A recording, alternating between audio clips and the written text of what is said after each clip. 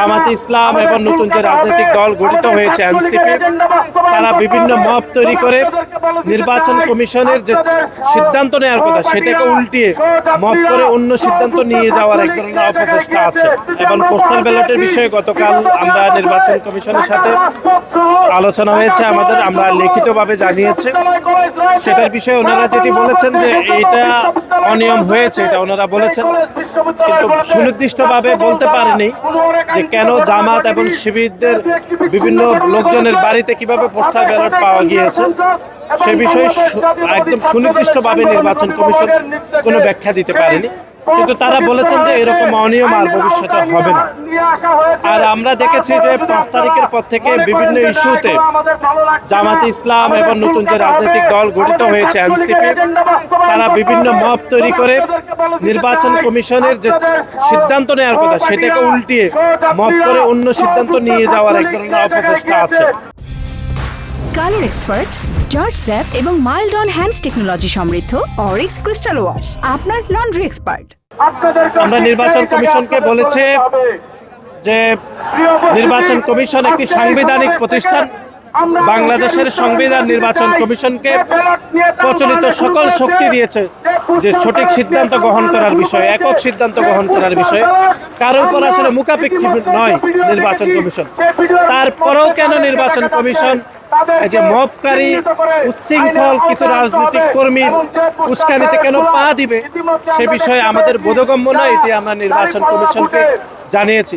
তারা বলেছেন যে তারা এই সকল বিষয়ে সতর্ক থাকবেন। আর ছাত্র সংসদ নির্বাচনের বিষয়ে আমরা জানিয়েছি, তারা বলেছেন এটি তারা দেখবে, আলাপ আলোচনা করে তারা সিদ্ধান্ত নেবে।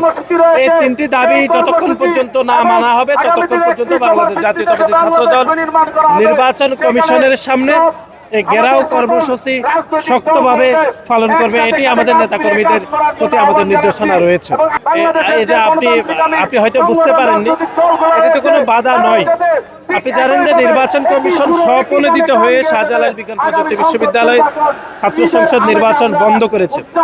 আমাদের দিক থেকে তো কোনো অ্যাপ্লিকেশন আমরা করিনি, যেহেতু ন্যাশনাল ইলেকশনের শিডিউল হলে সাধারণত এটি এক ধরনের রেওয়াজ যে অন্য সকল নির্বাচন, শুধু ছাত্র সংসদ, ব্যবসায়ী, বণিক, সাংবাদিক সকল নির্বাচন বন্ধ হয়ে যায়।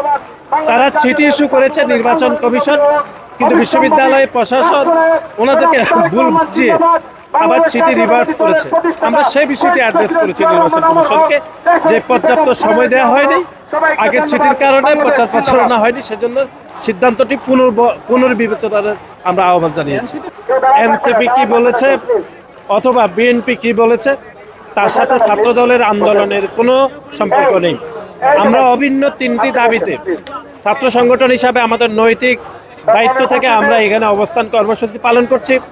সেখানে বিএনপি কার নমিনেশন বাতিল হয়েছে, কার নমিনেশন বৈধ হয়েছে, অথবা জামাতে ইসলামের কার নমিনেশন বৈধ অবৈধ হয়েছে, এগুলো আমাদের কোনো চিন্তার বিষয় নেই, এটা আমাদের দেখারও বিষয় নেই।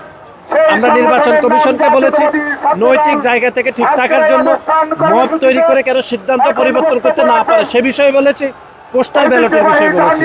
কারো বৈধ অবৈধের বিষয়ে আমাদের কোনো আসলে চিন্তা ভাবনা নাই, এটা আমাদের কনসার্নের বিষয় নয়।